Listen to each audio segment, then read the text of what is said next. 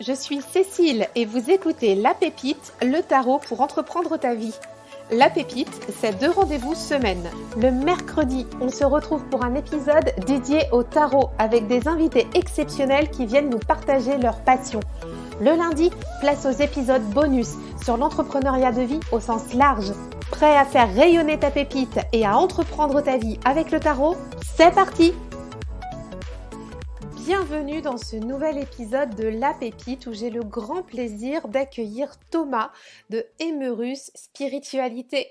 On t'a concocté un format inédit qu'on n'a jamais encore fait sur le podcast. Avec Thomas, on est parti dans le flot de notre discussion quand on a enregistré l'épisode et on a passé un bon grand moment. Et puis il se trouve qu'on a fait 3 thématiques et finalement, on a choisi tous les 2 de te proposer 3 épisodes de podcast dédiés à chaque thématique. Donc à partir d'aujourd'hui, on s'en va pour 3 semaines en compagnie de Thomas pour aller causer tarot, pratique, parcours pro, ouais, voilà, donc tout un univers autour de Thomas. Donc Thomas, si tu le connais pas encore, il a le compte Emerus Spiritualité sur les réseaux sociaux, il a un compte Instagram, une chaîne YouTube, bientôt un site internet. Il est fan donc de tarot bien sûr, de paganisme, de relations avec la nature, tout ce qu'il partage, c'est très vibrant et j'avais vraiment à cœur de l'accueillir sur le podcast. Je pensais pas sincèrement qu'on allait pouvoir faire 3 épisodes, t'imagines pas à quel point je suis ravie qu'on ait réussi à sortir un format comme ça. Donc on y va pour le mois de mars, hein, finalement, avec ce passage au printemps. C'est vraiment un très beau timing, tout ça. Donc je suis vraiment ravie de t'embarquer dans cette aventure. Alors aujourd'hui, pour ce premier épisode, Thomas nous partage son parcours qui l'a amené au tarot, à sa pratique et surtout son équilibre de vie entre son travail salarié de juriste dont il va nous parler et puis son travail aussi, d'indépendant dans la tarologie. Tu verras, il y a un équilibre très harmonieux des 2 activités, avec Thomas et il en parle vraiment, à cœur ouvert. On va aussi parler des choix de vie qu'on fait par rapport à, nos proches, notre environnement, qui on est, où on va. C'est vraiment super intéressant. Moi, ça m'a permis aussi de réfléchir d'une autre façon à tout ça. Donc ça, c'est la première partie finalement de notre grande aventure du mois de mars avec Thomas. Juste avant de plonger dans l'épisode, je te rappelle que tu peux t'inscrire au mail privé de Faltasy. Tu recevras chaque mercredi un modèle de tirage inédit en lien avec l'épisode qui est diffusé. Je te mets le lien en note de l'épisode pour pouvoir t'inscrire. Et aussi, n'oublie pas de noter le podcast et de laisser un commentaire si le cœur t'en dit, parce que vraiment, c'est très aidant, ça aide à faire connaître la pépite sur les plateformes de podcast. Donc vraiment, je te remercie d'avance si tu souhaites mettre 5 étoiles et me laisser un commentaire. Je serais vraiment ravie de ta participation à ce niveau-là pour faire rayonner la pépite encore plus. Sans plus attendre, on retrouve Thomas dans l'épisode. Je te souhaite une très bonne écoute. Bonjour Thomas! Salut Cécile. Salut, salut! Je suis tellement contente de te recevoir sur la pépite parce que mais quelle belle pépite tu es, mon cher Thomas! Ça me fait tellement plaisir que tu sois là avec nous. On va parler de ton univers qui m'appelle tellement. C'est le tarot, la reliance avec la nature, ta pratique spirituelle. Merci beaucoup d'être là. Je parle, mais à toi la parole. Est-ce que tu peux te présenter, Thomas?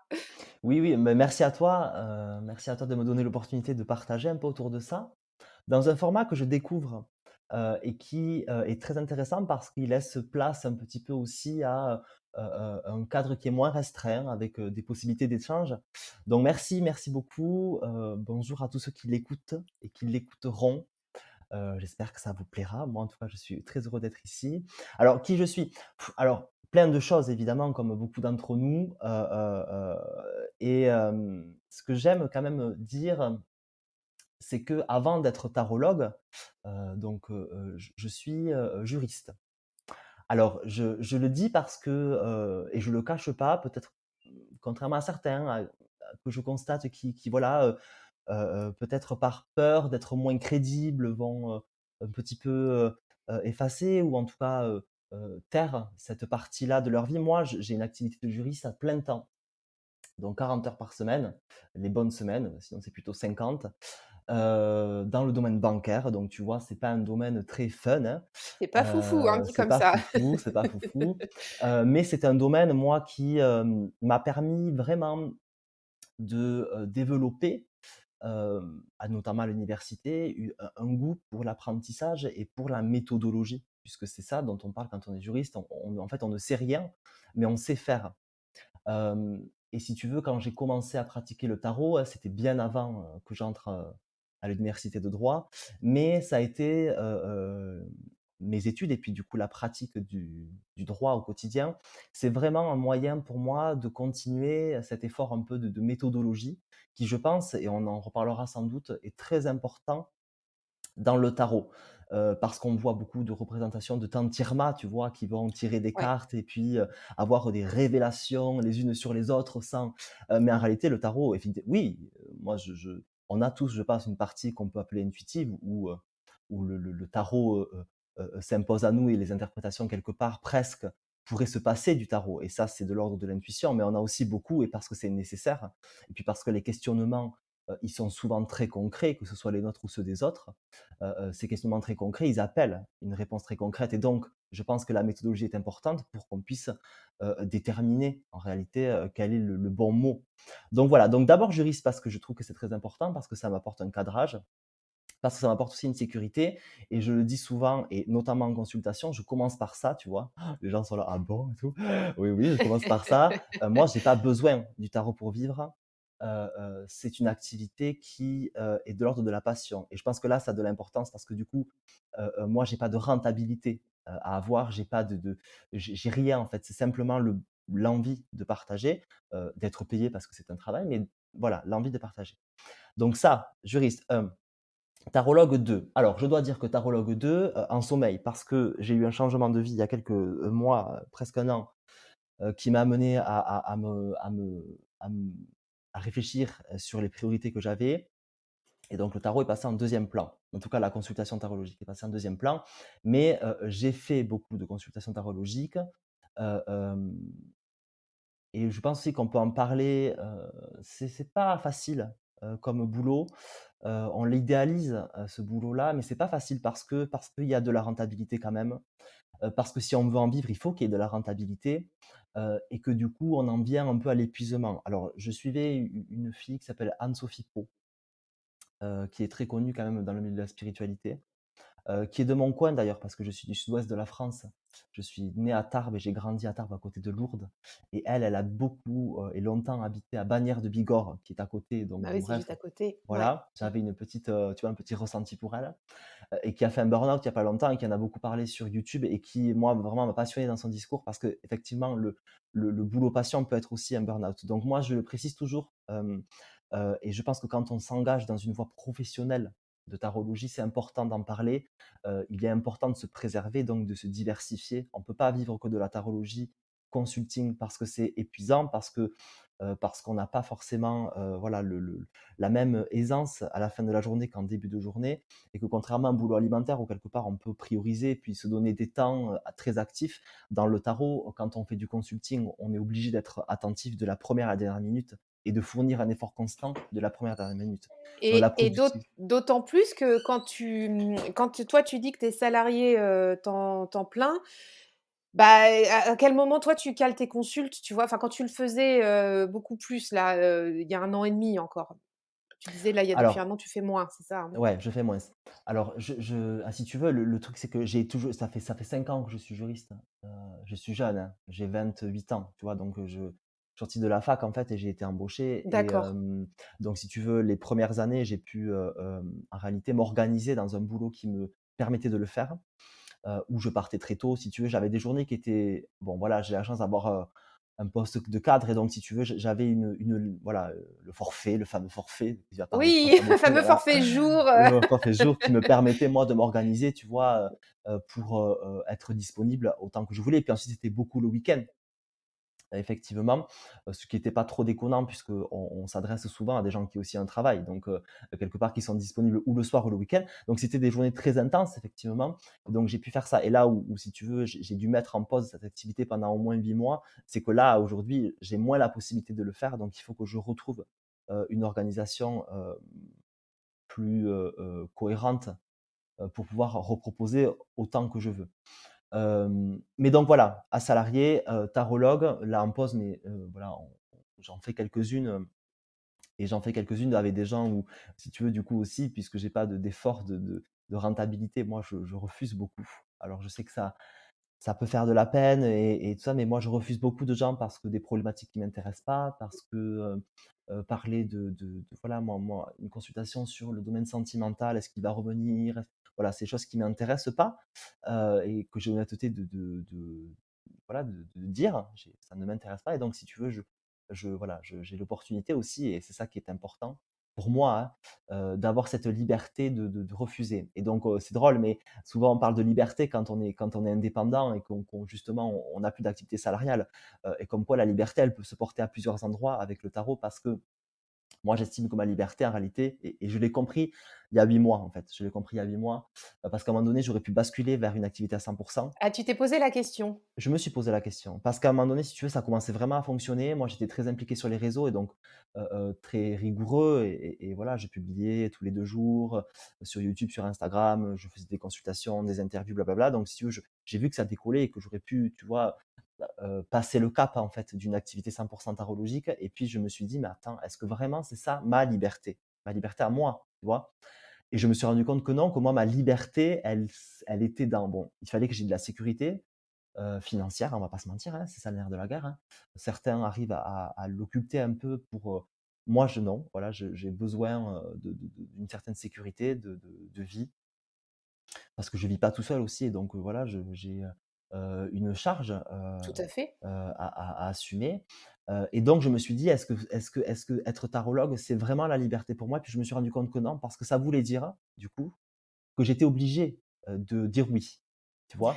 C'est super intéressant ce que tu partages. Voilà et donc si tu veux, du coup, les premiers temps, j'ai dit oui. J'ai fait, j'ai testé, alors avec beaucoup d'implication et beaucoup d'amour parce que j'arrive pas, tu sais, j'arrive pas à ne pas être présent à 100. Quand je fais quelque chose, c'est à 100. Donc même si ça m'intéresse pas de prime abord, j'y trouve un intérêt in fine et c'est là que la méthodologie du juriste revient. J'insiste, c'est parce qu'en réalité, on est obligé, dans un domaine salarial et tu sais de quoi je parle. Oui. À un moment donné, on est obligé, on peut pas faire que ce qui nous plaît 100. Et donc moi, j'ai développé parce que sinon tu crèves, d'ennui, j'ai développé aussi la capacité à un moment donné de m'intéresser à des choses qui, pour moi, n'étaient pas intéressantes et donc à y trouver de l'intérêt.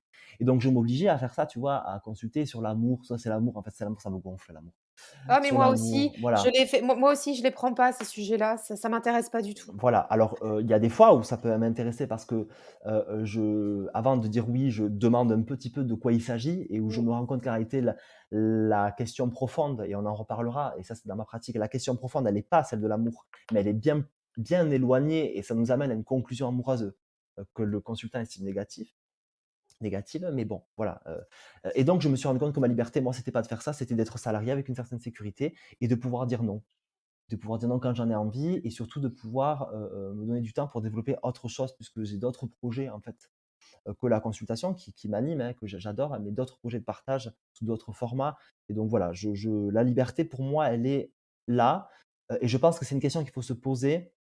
Je sais qu'il y a alors certains disent que c'est parce que la terre vibre de plus en plus fort, les indigos et tout le bazar. Bon, j'en sais rien si on en est là, mais il y a un attrait à la spiritualité qui est, moi je trouve exponentielle en ce moment et donc on a beaucoup de gens qui se posent cette question-là d'une activité professionnelle orientée spiritualité et notamment tarologique.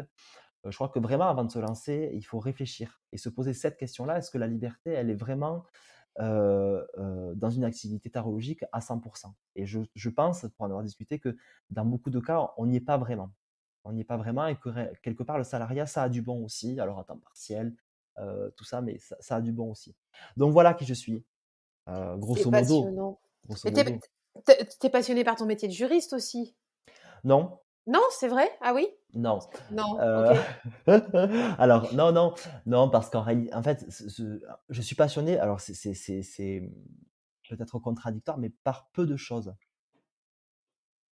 Je suis animé par plein de choses. Ah d'accord. Je suis, motivé par plein de choses, mais passionné, franchement, pas grand-chose au final. Donc en fait, c'est pas réellement le domaine juridique qui m'intéresse. En réalité, le juridique, pourquoi? Parce que, moi, j'ai comme beaucoup et je sais qu'il y a des mamans aussi dans le lot, tu vois, la petite cinquantaine là, c'est un peu aussi voilà. Moi, je le vois dans les stats Instagram, la petite cinquantaine ou on va dire la grosse quarantaine, c'est aussi un public qui est présent dans l'univers du tarot parce qu'on arrive à des tournants de nos vies, parce que quand on est une femme en plus, puisque c'est que des femmes, on va pas se mentir.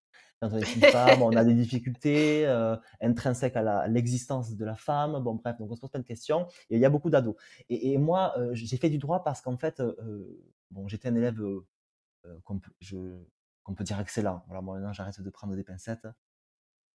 Sans être prétentieux, j'étais bon à l'école. Bah oui, Bon, donc c'était j'ai fait un voilà, hein. bac, tu vois? J'ai fait un bac. Bon, il s'agissait de faire une école de commerce, parce que j'ai fait un bac éco. Bon, l'école de commerce, en fait, ça me disait pas trop parce qu'il y avait beaucoup de maths, tu vois? Et moi, les maths, c'est pas du tout mon délire. Ouais, tu pas ça. Non, j'aimais pas ça. Donc j'ai dit: «Bon», ma mère avait fait, AES. D'accord. Heu, Autour de moi, j'avais deux trois types qui avaient fait droit et puis ma meilleure copine allait faire droit. Bon, je dis: «Je vais faire droit», tu vois? Je vais faire droit. Donc j'ai fait droit. En plus, moi, j'avais une petite fac à Pau. Alors moi, j'aurais aimé faire psycho, mais c'était à Toulouse et Toulouse, pour moi, c'était le bout du monde. Ah là là, Très excellent. attaché Je suis très attaché à ma terre et dans ma pratique, ça se ressent. Je suis Ouais, très attaché à ma terre et donc tu vois, faire 150 kilomètres, puisque Tarbes-Toulouse, c'est ça, je crois 150 ou 130 kilomètres. c'est juste à Pour enfin moi je vois ça juste à côté, mais Ouais, mais bon, mais ça l'est, à vol d'oiseau, mais pour moi, tu vois, c'était une étape qui c'était était loin. Mmh. c'était trop loin. Moi, j'avais besoin de ma mère, j'avais besoin de mon père, j'avais besoin de voilà. Donc j'ai fait droit, et puis, j'étais bon, donc j'ai eu des bonnes notes et puis donc du coup, j'ai eu ma licence, j'ai fait un DU de sciences criminelles, donc la criminologie avec un côté plus psychologique là qui m'a repassionné du droit et puis donc je suis entré en master 1, j'ai fait du droit privé qu'on appelle général. Alors là, la décadence complète, c'était nul, j'étais pas du tout passionné, j'ai voulu arrêter. J'étais en parallèle animateur dans le périscolaire, tu sais, dans les écoles, donc ça m'avait passionné. J'ai réfléchi à faire, prof des écoles et puis là, pareil, je me suis dit: «Est-ce que vraiment» voilà, parce que j'avais des bonnes notes, donc j'ai fait un master 2 en droit de l'entreprise, droit des affaires et puis du coup, je suis arrivé là, voilà, par hasard quoi, tu vois? Finalement, tous les hasards m'ont mené là et puis j'ai pas fait droit du coup par passion, mais parce que le flot de la vie m'a porté et en fait, le droit, ça m'a amené des opportunités professionnelles, heu et donc cette stabilité, en fait, que je recherchais et donc il y a pas de hasard, tu vois? Quand même, je Non, me je dis maintenant, comprends. voilà, il y a pas de hasard et donc aujourd'hui, donc j'ai eu un premier boulot duquel j'ai démissionné, pendant la pandémie, tu vois? Ça m'a beaucoup fait travailler l'esprit cette pandémie-là. Pendant le 1er, Ouais, à truc Covid, c'est l'issue, ça? ouais. À l'issue, tu as terminé ce J'ai boulot-là? démissionné, ouais. D'accord, OK. Ouais, ouais. J'ai démissionné parce que là, du coup, on était dans une matière très juridique et que je me trouvais pas de temps extérieur dans le boulot, pour m'intéresser, tu vois? Donc là, j'étais plus animé. J'ai bon, D'accord. passionné énorme, mais j'étais même plus animé et donc c'est là aussi, tu vois, il y a 2 ans, que j'ai commencé vraiment à me dire: «OK, on va faire du tarot, on va le proposer, on va le diffuser». Et donc j'ai démissionné, j'ai trouvé un autre boulot où là, je travaille beaucoup, mais c'est une entreprise dont je tairai le nom, mais c'est une banque, bon, il y en a pas 1000, dans lequel on a une sécurité d'emploi qui est vraiment, de l'ordre du fonctionnariat, tu vois? Et qui m'a permis vraiment d'exploser du coup, dans mon sentiment de sécurité et donc de développer le tarot, à plus grande échelle. Voilà. Donc je sais plus où on en était, mais voilà. Non, non, mais c'est en fait, je t'interroge là-dessus parce que ça fait presque un quart d'heure qu'on parle de ton parcours, mais c'est tellement passionnant et je te remercie de partager ça parce que c'est important aussi de dire qu'il y a pas qu'un seul modèle. On parle du tarot, on parle du métier de tarologue, mais toi aujourd'hui finalement tu as plusieurs métiers et il y a pas qu'un modèle unique. Donc c'est bien aussi d'en parler et de prendre le temps de se poser pour comprendre aussi que voilà, ce qui s'est passé dans ta vie, enfin comprendre, que tu nous racontes ce qui s'est passé, comment tu en es venu là et ce qui se passe aujourd'hui pour toi, parce que ça peut aussi faire écho à certains qui nous écoutent. Voilà, de se dire, il y a pas qu'un seul modèle unique à devenir, tarologue à 100 à faire de la consultation, finalement chacun peut trouver son propre modèle C'est en ça Oui. que c'est important ton partage D'autant aussi. plus et ça c'est un sujet qui est extrêmement important pour moi, d'autant plus que quand on parle de tarot, alors on en parlera, mais il y a plusieurs tarots, Oui, mais quand même, on est face à des gens, alors quand ils reçoivent du tarot, quand ils donnent du tarot, quand ils travaillent sur du tarot, on est face à des gens qui, sans parler peut-être, alors peut-être que le mot spiritualité est un peu fort parce qu'il y a des gens qui ont un tarot très concret, très, très ancré, et cetera. Mais on est quand même dans un mode de vie, dans un mode de pensée où en fait on donne, une chance à un outil extérieur de nous enseigner des choses, par un jeu de révélation. En réalité, le tarot, il est rien de plus qu'un bout de carton et donc c'est nous qui bon. Mais dans la spiritualité, donc on va vulgariser ce conglomérat de pratiques par spiritualité. Dans la spiritualité, il y a un truc qui est extrêmement important, c'est l'évolution. Quand on est chargé de communication, quand on est assistant administratif, quand on est assistant maternel, le job, il évolue de lui-même. Si tu veux, des enfants, moi, quand ma nounou, elle me racontait, moi, quand je suis né en 94, les enfants de 94, c'est pas les enfants de 2010. Donc, si tu veux, elles, de facto, elles ont une évolution de leur poste, enfin de leur job, parce que les enfants évoluent, parce que les mœurs évoluent, et cetera. Quand on est chargé de communication, c'est pareil. Il y a 15 ans, la communication, c'était pas celle d'aujourd'hui. Quand on est chargé administratif, c'est pareil. Être assistant administratif à aujourd'hui, c'est pas ce que c'était hier.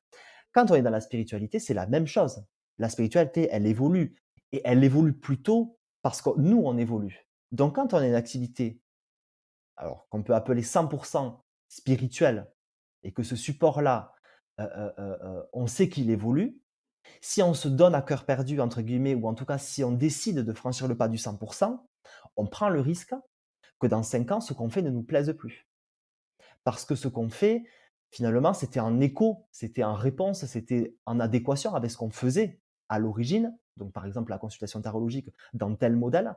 Mais peut-être que dans 5 ans, on ne sera plus dans ce modèle-là. Et c'est là que, et ce que disait Anne-Sophie Pau, que je trouvais très intéressant, c'est là que du coup, le risque, il est qu'en réalité, d'une liberté qu'on s'était prise d'être indépendant et de faire quelque chose qui nous passionnait, eh bien, on s'en retrouve finalement avec un poids. Parce qu'en réalité, ce qu'on fait, c'était ce qu'on faisait il y a 5 ans et que nous, on a beaucoup évolué. Mais que malheureusement, on est connu pour ça, on est attendu pour ça, et qu'à aujourd'hui, on n'est peut-être plus ça. Donc vraiment, je je je pense que vraiment il faut le réfléchir, hem et c'est pour ça que nos modèles, alors je ne sais pas quelles sont tes aspirations à toi, Cécile, à moyen terme, mais nos modèles de quelque chose de mixte, heu heu, je le trouve intéressant. ça fait vraiment écho ce que tu partages parce que moi je l'ai vécu ça pour, pas du tout pour le tarot, mais pour mon activité que j'avais avant. J'avais créé, une agence de com. Enfin voilà, j'étais entrepreneur pendant plusieurs années, pendant à peu près 7 ans, 7-8 ans et j'ai créé donc, une agence de communication web et puis, exactement comme ce que tu viens d'expliquer parce que j'étais animée de quelque chose. C'était mon métier originel. J'avais une façon de voir ce métier-là, donc pour créer des sites internet, avec une cible, clientèle particulière et cetera et donc tout à fait ça, si tu veux. Au début, tu prends le truc de te dire, tu crées ton taf, ton agence. Puis moi, je commençais à staffer l'équipe en plus, tu vois, Ouais, le délire, quoi. ouais, Donc, et pour me rendre compte, au bout de 5 ans, que je m'emmerdais, en fait, dans ce que je faisais. C'est dramatique d'être à ouais, son compte et de s'emmerder. Autant quand tu es salarié, tu te dis, bon, bah, tu vas chercher ailleurs, un ouais. autre partenariat avec une autre boîte, tu vois. Là, tu es à ton compte, tu as emmené du monde avec toi dans l'aventure, tu as des clients qui sont dans la boucle. C'est hyper compliqué, en fait. Ouais, Et alors là, on n'est plus dans le tarot, mais ce que tu viens de partager, moi, ça me parle vraiment au cœur parce que franchement, je l'ai vécu pour partie et effectivement, cet élan entrepreneurial, mais que j'ai encore, hein, parce que moi, le c'est la liberté avant tout et et du coup, bon, c'est d'être salarié, c'est un peu à fil à la patte, mais ça, c'est après on est chacun, on est fait différents. différemment et on n'a pas les mêmes moteurs. Tu vois, toi, ton moteur de stabilité, voilà, moi, j'ai la liberté pour moi, je pense que je le place au même niveau que toi, tu places la stabilité. Ouais, Donc tu vois, on n'a pas les mêmes leviers. Mais pour autant, ce que tu viens de dire, je l'ai vécu et c'est compliqué, hein. Parce ouais, qu'après il faut faire un gros travail sur soi, faut comprendre ce qui se passe, faut accepter ce qui se passe et accepter de dire non. ouais, Et là, de dire: «Bah, attends, qu'est-ce qui se passe?» Bah, moi, ce qui s'est passé, c'est que j'ai fermé ma boîte ouais. et parce que ça me plaisait plus. Mais quand tu es à ton compte, quand tu es connu dans les réseaux d'entreprise, tu vois, même sur la région, tout ça et tout, et alors les gens, ils imaginent n'importe quoi, elle finit parce que ça va pas et tout, mais c'est pas vrai. C'est juste que je m'ennuyais avec les clients que j'avais, même si, je les aimais de tout mon cœur, hein, mes clients, parce qu'il faut être enfin moi, voilà, j'ai toujours accompagné des gens que j'appréciais et cetera. Mais le boulot en lui-même me faisait plus vibrer, quoi. Ouais, ouais. Donc c'était et je comprends ce que tu dis dans le tarot, parce qu'on peut vite s'enfermer dans un truc qu'on a mis en place dès le départ parce que c'était ce qui nous convenait à l'instant T, et au final, on est aussi dans un lien perpétuel avec sa clientèle. On a instauré quelque chose comme un canevas, tu vois, Ouais. de façon de faire. Et si on a envie de se renouveler, bah, ça nécessite qu'on bouscule un peu nos clients ou qu'on fasse différemment. Et du coup, bah, des fois, tu as des décisions à prendre, quoi. Oui et puis c'est d'autant plus intéressant alors, bon la petite Jeunette, de 20 ans si tu veux qui n'a pas commencé à vivre, et qu'elle fasse un choix un peu risqué pour elle, enfin pour elle, oui pour elle et seulement pour elle.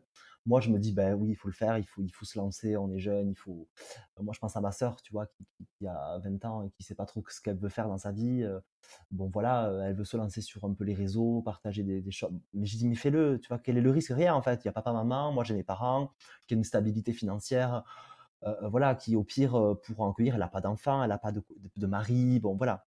Mais, dans le reste du monde, c'est-à-dire les gens qui passent la 25e, hein, Oui, grosso modo, ensuite on a des charges et donc je trouve que si tu veux, il faut s'intéresser, justement à ce que tu disais au levier. Quel est ton levier? Et le valider en amont et puis se ménager des portes de sortie parce qu'après on n'est plus seul. Quand on a 2 enfants à charge, si tu veux, il ne s'agirait pas non plus quand on prend des risques pour nous-mêmes, si tu veux, je pense que c'est des modes de vie. Quand on prend des risques pour nous-mêmes, moi j'accompagne les gens, j'en ai accompagné, des gens qui sont seuls, à qui j'ai conseillé, quelque part dans la séance de tarologie, de couper vraiment de tout envoyer ni balader et de changer complètement et ouais, beh, la thune, eh beh, écoute, beh, tu retourneras chez tes parents, 1 an, 2 ans et puis voilà pour te relancer. Mais quand on a 3 enfants, voilà, je veux dire le scénario est pas le même et donc je pense qu'il faut le réfléchir, tout ça se réfléchit et c'est pas parce qu'on est un tarologue hyper connecté, intuitif qu'on a les réponses. Donc il faut vraiment, je trouve le réfléchir et parce qu'aussi, et c'est ça qui est important, le tarot n'est pas la réponse à tout non plus. Alors peut-être, tu vois, ça peut faire l'objet d'un épisode en soi, mais à mon sens, le tarot, il a des limites. Et moi, j'ai vu beaucoup de gens en consultation qui me disaient: «Ouais, mais moi, le tarot, il me dit que je dois tout couper». Attention, je dis: Ah oui, mais «Attention, non. Ouais, attention, ouais, ton interprétation du tarot te dit ça parce que tu en as envie». c'est ça. Mais c'est le modèle que je suis en train de développer, dans mon je suis silencieux, mais je travaille, c'est apprendre aux gens à se poser les bonnes questions pour que le tarot y réponde correctement et pas simplement projeter des envies. Donc voilà, le tarot et peut-être ça sera la conclusion sur cette longue introduction, mais le tarot, il doit pas, à mon sens, il doit pas s'appréhender parce que je l'ai vu et donc si tu veux, j'en parle aussi, le tarot, c'est d'abord pour soi, c'est d'abord pour avancer et c'est pas pour, travailler. Donc moi, je vois beaucoup de gens qui m'ont posé des questions, voilà: «Moi, je veux devenir tarologue» et pourquoi, en fait, tu veux devenir tarologue? «Beh, parce que moi, j'en ai marre de mon boulot salarié, je suis pas bien dans ma vie et puis moi, j'adore le tarot, voilà, ça fait, 6 mois, 2 ans, 10 ans des fois que je pratique et cetera». Ouais, mais attends, c'est non. En fait, le problème, c'est pas ça. Le problème, c'est que tu es pas bien dans ton emploi. Mais avant de devenir tarologue, est-ce qu'il faudrait pas juste changer d'emploi? Tu vois? Et donc je pense que ce qu'on vient de dire là, 25 minutes, ça peut être important parce que C'est peut-être qu'il y a des important. gens qui se posent des questions sur sauter le pas d'un boulot spirituel. Attention, parce qu'il y a des risques. Les risques, c'est de se faire chier, d'être bloqué et puis surtout de foutre dans la merde, pardon, je suis vulgaire volontairement, mais un modèle familial, alors tu vas me dire: «Ouais, mais bon», il y a plein de gens qui me disent: «Ouais, mais bon, fuck, on est en 2022, moi j'en ai marre de la société, des carcans et cetera». Ouais, enfin bon, à un moment donné, si tu veux, les impôts, eux, ils t'attendent. Si tu veux, eux, ton modèle spirituel de pensée, ils s'en foutent. Tes enfants, ils ont besoin de manger, d'aller à l'école, tu as besoin de te loger, voilà, on vit pas dans des huttes. Donc voilà, C'est donc si clair. tu veux, à un moment donné, moi les gens qui sont aussi complètement déconnectés de la réalité parce qu'ils ont une révélation spirituelle ou une révélation professionnelle, je leur dis: «Il faut être très attentif». C'est la réalité, pour finir là-dessus, ce que tu viens de dire, c'est quand quand tu es pas tout seul, tu as aussi, comme tu dis, une réalité de ta famille. Quand tu as des gamins, moi je vois là, mes gamins, ils vont rentrer au collège, à la rentrée, tu vois? Eux, ils s'en fichent, hein, du délire, tarologique de leur mère. Il y en a un sur les 2 qui kiffe le truc, l'autre, il en a rien à battre.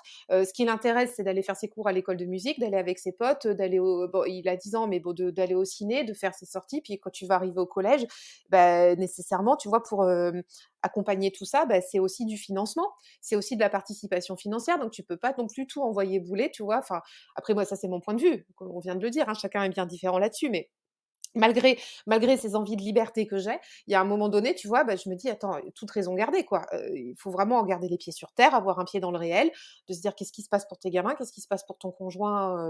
enfin la personne avec laquelle tu vis. Heu, il faut un équilibre à tout ça, tu vois?